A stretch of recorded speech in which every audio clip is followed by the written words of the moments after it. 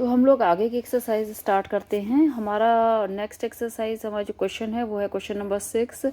और ये जो क्वेश्चन है ये हम लोग कर रहे हैं माय फैमिली वर्कबुक चैप्टर जो है उस चैप्टर के क्वेश्चन आंसर्स हैं। ये चैप्टर क्वेश्चन नंबर 6। तो स्टार्ट करते हैं। राइट ट्रू और falls on the basis of the lesson my family. My family हम लोगों ने चैप्टर पढ़ा था और वो चैप्टर पढ़ने के बाद हम लोगों को ये क्वेश्चन ट्रू एंड फॉल्स को हम लोग को देखना है कि सही लिखा है या नहीं लिखा है। तो चलिए स्टार्ट करते हैं। पहला है Chirag is a 13 years old boy.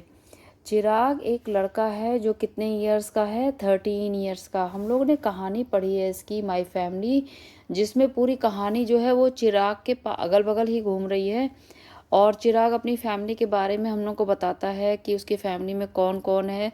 और सबसे पहले चिराग बताता है कि वो चिराग जो है वो 13 ईयर्स ओल्ड है, मतलब 13 ईयर्स का बच्चा है। तो ये सही है।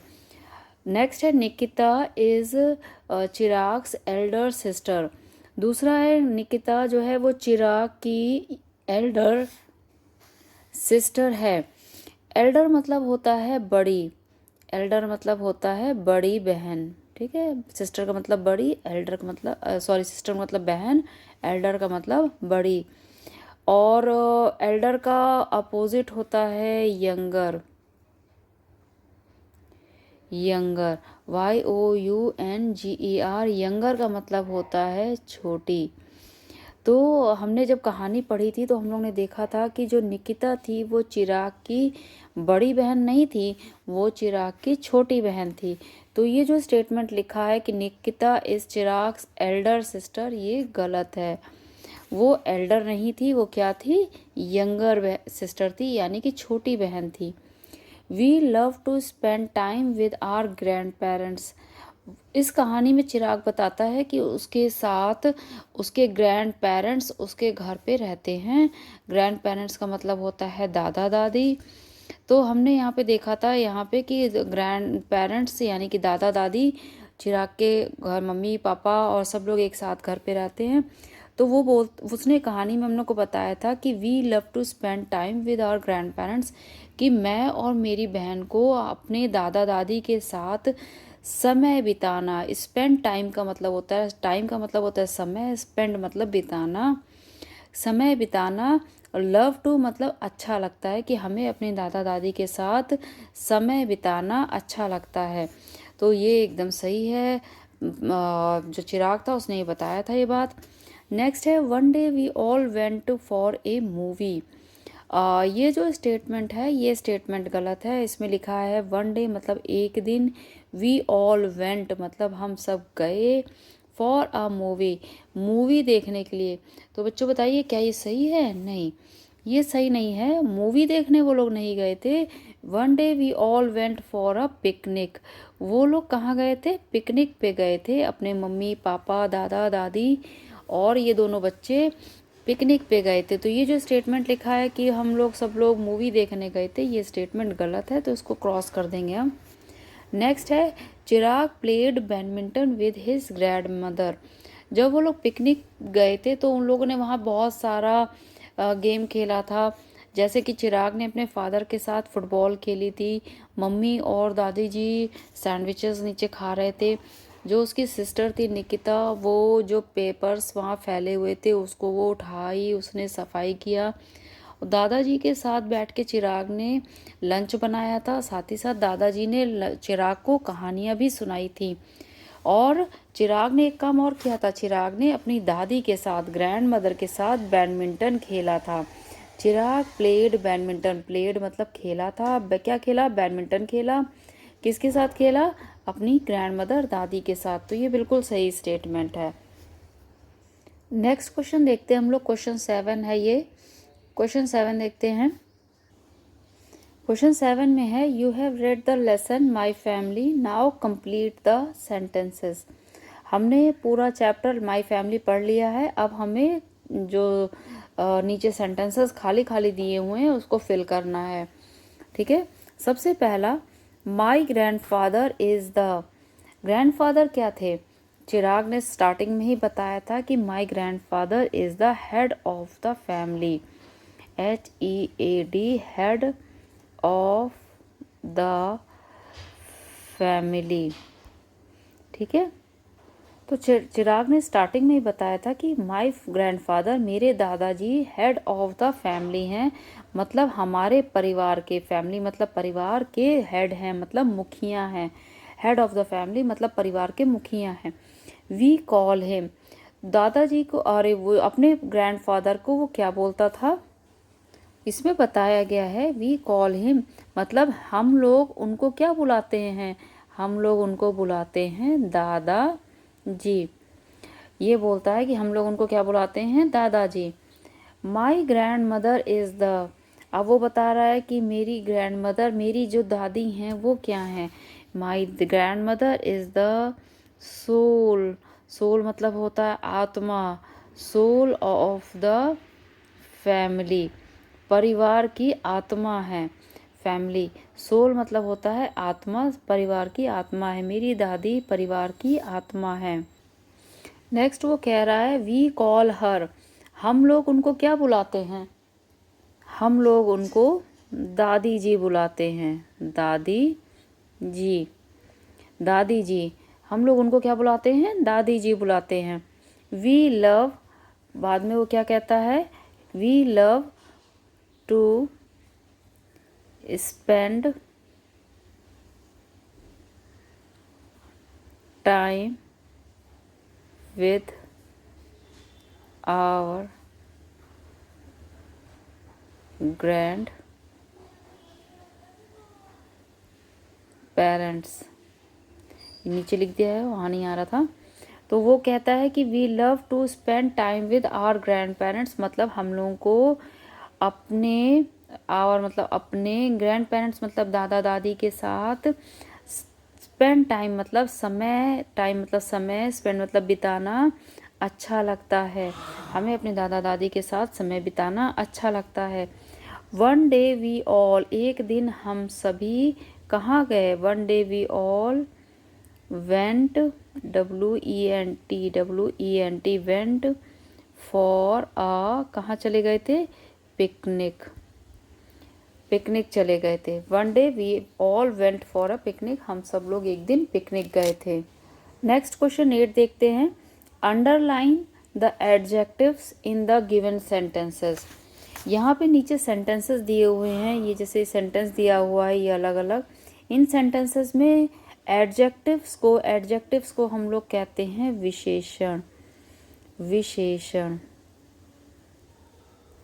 एडजेक्टिव को हम लोग कहते हैं विशेषण। विशेषण को हम लोगों को अंडरलाइन करना है, जो जो भी एडजेक्टिव्स हैं।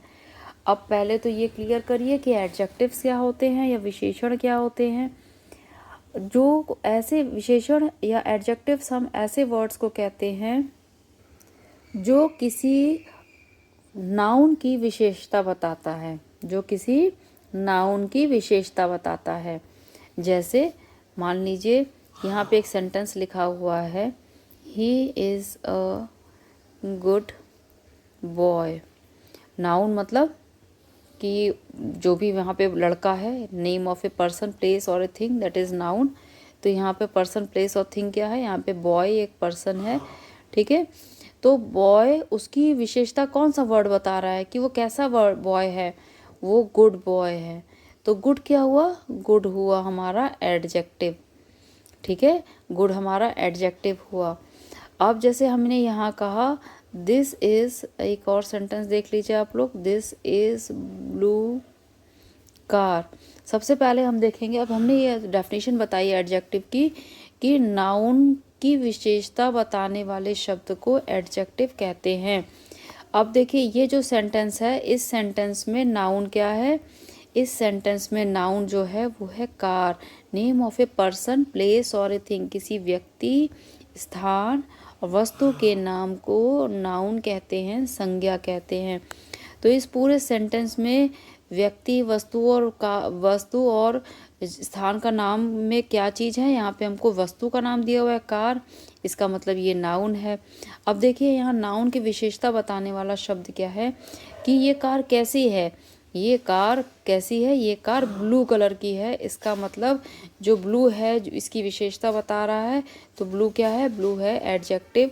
तो ब्लू को हम एडजेक्टिव बोलेंगे, ब्लू जो है वो विशेषण है। इसी तरह यहाँ पे अलग अलग सेंटेंसेस दिए हुए हैं और हमको इसमें से एडजेक्टिव्स ढूंढना है। एडजेक्टिव ढूंढने के लिए हमें सबसे पहले नाउन को पता करना होता है। नाउन को पता करने के बाद जो इसकी विशेषता बताने वाले शब्द होते हैं वो हमको ढूंढने होंगे। तो चलिए सबसे पहले स्टार्ट करते हैं हम।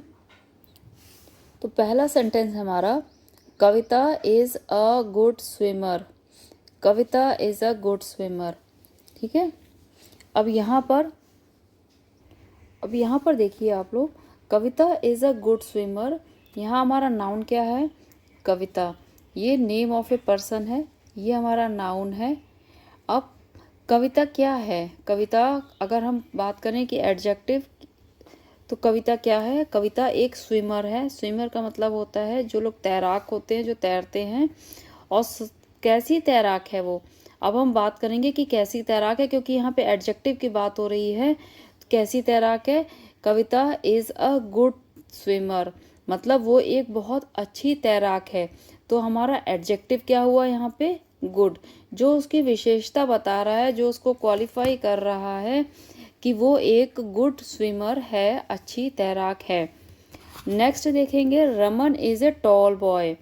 यहाँ पे हमारा नाउन क्या है? सबसे पहले हम नाउन ढूंढेंगे। नाउन है हमारा रमन और बॉय भी हमारा नाउन है। तो रमन कैसा लड़का है? रमन कैसा लड़का है? रमन टॉल है। टॉल मतलब लंबा है। तो उसकी विशेषता बताने वाला, रमन की विशेषता बताने वाला कौन सा शब्द है यहाँ पे? टॉल। रमन की विशेषता बताने वाला कौन सा शब्द है? टॉल, क्योंकि वो एक लंबा लड़का है। तो यहाँ पे एडजेक्टिव क्या हुआ? टॉल। ये जो हमारा बॉक्स में वर्ड लिखे हैं ये हमारे एडजेक्टिव्स हैं। पहला वर्ड है गुड, नेक्स्ट बी का है टॉल। नेक्स्ट सी देखेंगे, elephant is a big animal. यहाँ पे हमारे नाउन क्या है? एलिफेंट, ये नाउन है। एनिमल भी हमारा नाउन है। अब देखेंगे कि एलिफेंट की विशेषता बताने वाला शब्द यहाँ पे कौन सा है, जो कौन सा ऐसा शब्द है जो एलिफेंट को क्वालिफाई कर रहा है। तो एलिफेंट कैसा एनिमल है? Elephant is a big animal, बहुत बड़ा एनिमल होता है, बड़ा जानवर होता है। तो ये हमारा बिग जो है ये एडजेक्टिव हो गया। अजय ये गलत लिखा है, इस पहले आएगा और बाद में आएगा। Ajay is a thin boy. Ajay एक थिन बॉय है, पतला दुबला बॉय है। यहाँ पे नाउन ढूंढेंगे सबसे पहले हम। अजय नाउन है और बॉय भी नाउन है। अब अजय कैसा बॉय है? अजय एक थिन बॉय है, पतला दुबला बॉय है। तो ये हमारा एडजेक्टिव क्या हुआ? थिन। थिन मतलब पतला। Rehan has a blue car. अब यहाँ नाउन ढूंढेंगे हम। नाउन क्या क्या है यहाँ पे? नाउन यहाँ पे रेहान है और यहाँ पे कार भी है। कार भी नाउन है। अब देखेंगे हम रेहान के पास क्या है? रेहान के पास एक कार है। कार कौन से कलर की है? ये है हमारा एडजेक्टिव। कार कौन से कलर की है? कार है ब्लू कलर की। ठीक है। तो हमारा एडजेक्टिव क्या हुआ? हमारा एडजेक्टिव हुआ ब्लू। ब्लू कार, नीले रंग की कार है उसके पास। तो ये हुए एडजेक्टिव्स। नाउन को क्वालिफाई करने वाले वर्ड्स को, नाउन की विशेषता बताने वाले वर्ड्स को हम लोग एडजेक्टिव्स कहते हैं। नेक्स्ट एक्सरसाइज हम लोग देखते हैं। Answer the following questions using here and there. ये हियर एंड देयर हम लोगों ने अपनी प्रीवियस वीडियो में देख चुके हैं कि हियर का मतलब होता है यहाँ, यहाँ, और देयर का मतलब होता है वहाँ। कोई चीज़ अगर हमसे दूर पड़ी हुई है उसके लिए हम लोग वहाँ यूज़ करते हैं, और अगर कोई चीज़ हमारे पास में है तो उसके लिए हम वर्ड हियर यूज़ करते हैं। अब देखते हैं यहाँ पे जो क्वेश्चन आंसर है उसमें किस तरह से हम लोग को हियर और देयर का यूज़ करना है। पहला क्वेश्चन है, where is the bed. Where का मतलब होता है कहाँ। बेड मतलब जो चारपाई है। बेड इज़ वेयर, मतलब वेयर इज़ द बेड मतलब बेड कहाँ है। तो हम लोग यहाँ पिक्चर में देख रहे हैं कि बेड जो है वो हमारे पास में है। तो यहाँ क्या लिखेंगे हम लोग? Here is the bed. Bed यहाँ है, here is the bed, bed यहाँ है। नेक्स्ट है where is the cupboard, cupboard कहाँ है, वेयर मतलब होता है कहाँ, कबर्ड कहाँ है। तो हम देख रहे हैं पिक्चर में कि कबर्ड जो है वो दूर बनी हुई है, तो हम यहाँ क्या लिखेंगे, देयर लिखेंगे, there is the cupboard, there is the cupboard. Next question है where is the book, book कहाँ है, वेयर इज द बुक, पास में पिक्चर में देख रहे हैं बुक पास में बनी हुई है, तो हम यहाँ क्या लिखेंगे, here is the book.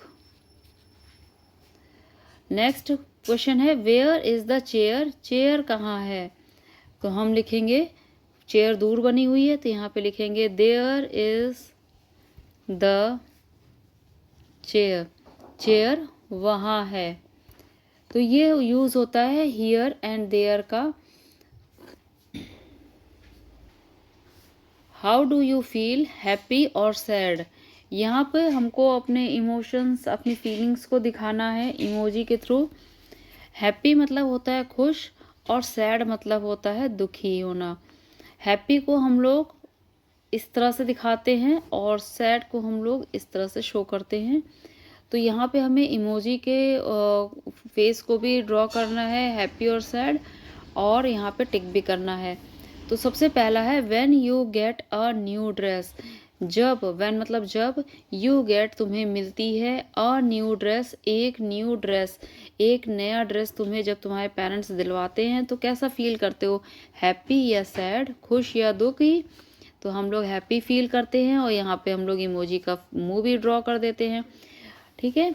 Next है व्हेन यू गेट हर्ट, जब तुम्हें दुख पहुंचता है, जब तुम्हें चोट लगती है तब कैसा फील करते हो, तब हम लोग सैड फील करते हैं और हमारा फेस जो है वो कुछ इस तरह का हो जाता है।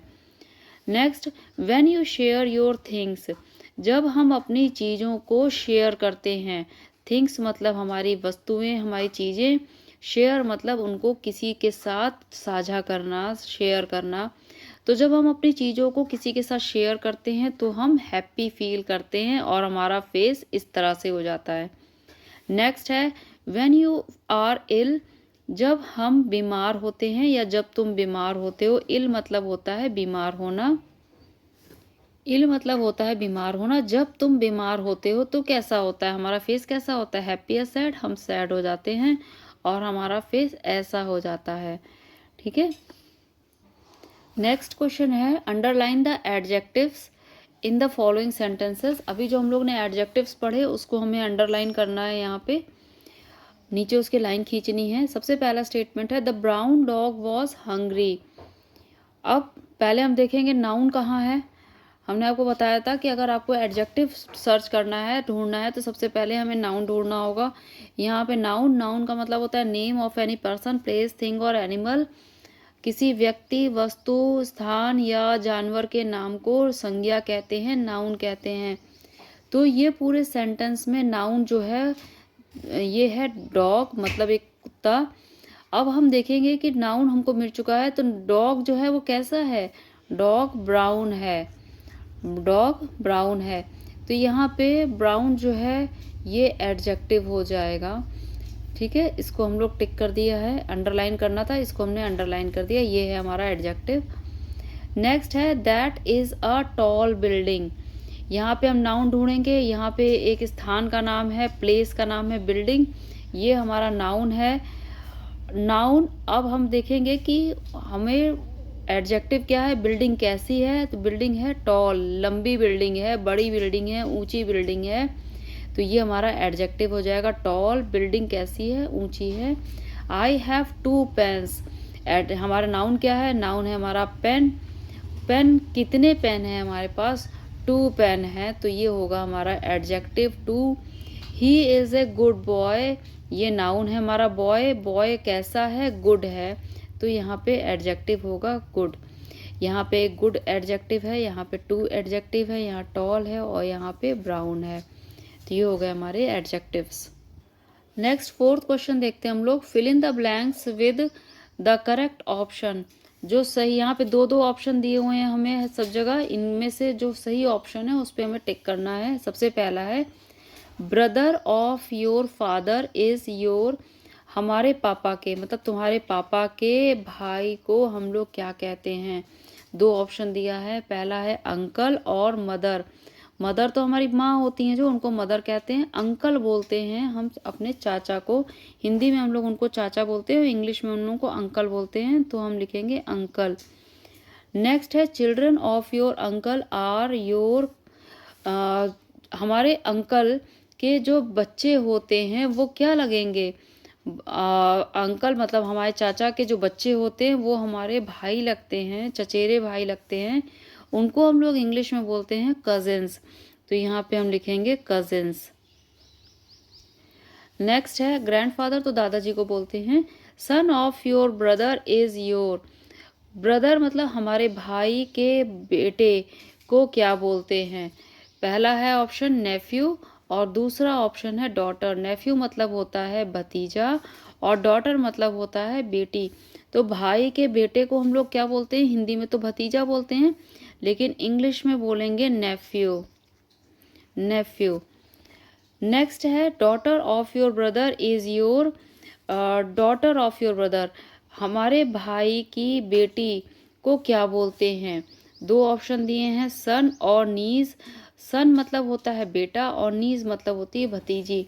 तो भाई की बेटी को हम लोग हिंदी में भतीजी बोलते हैं, लेकिन इंग्लिश में इसको बोलते हैं नीज, NIECE, नीज। नेक्स्ट है wife of your uncle is your, हमारे चाचा की वाइफ जो होती हैं, पत्नी होती हैं, उनको क्या बोलते हैं। पहला ऑप्शन है आंट मतलब चाची और दूसरा ऑप्शन है फादर यानी कि पिताजी। तो चाचा की जो वाइफ होती हैं उनको हम लोग हिंदी में चाची बोलते हैं और इंग्लिश में उसको आंट बोलते हैं, उनको आंट बोलते हैं यानी कि चाची जी। नेक्स्ट क्वेश्चन देख लेते हैं। Answer the following questions on the basis of the pictures given below. यहाँ पे पिक्चर दी हुई है, इस पिक्चर को देखते हुए हमें अपनी जो क्वेश्चन आंसर्स हैं इनको करना है। सबसे पहला क्वेश्चन है how many members are there in the family. ये एक पूरे परिवार की पिक्चर है, इस परिवार को देखना है कि इसमें कितने टोटल मेंबर्स हैं, कितने सदस्य हैं। तो काउंट कर लेते हैं 1 2 3 4 5 6 7 8। तो यहाँ पे हम लिखेंगे 8। इसको हम लोग वर्ड्स में भी लिख सकते हैं, EIGHT 8, ठीक है। नेक्स्ट है how many male members are there in the family.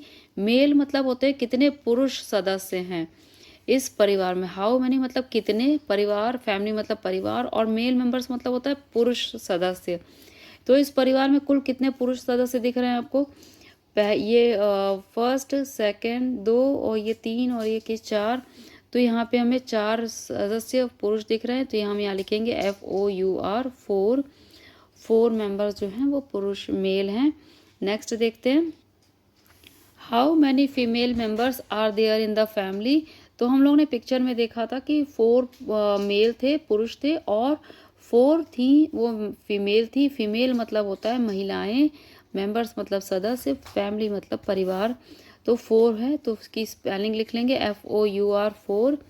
Next है how many children are there in the family. How मतलब कितने, चिल्ड्रन मतलब बच्चे और फैमिली मतलब परिवार। तो परिवार में कुल कितने बच्चे पिक्चर में दिख रहे थे, 2। तो यहाँ पे हम इनकी स्पेलिंग लिख लेंगे TWO2।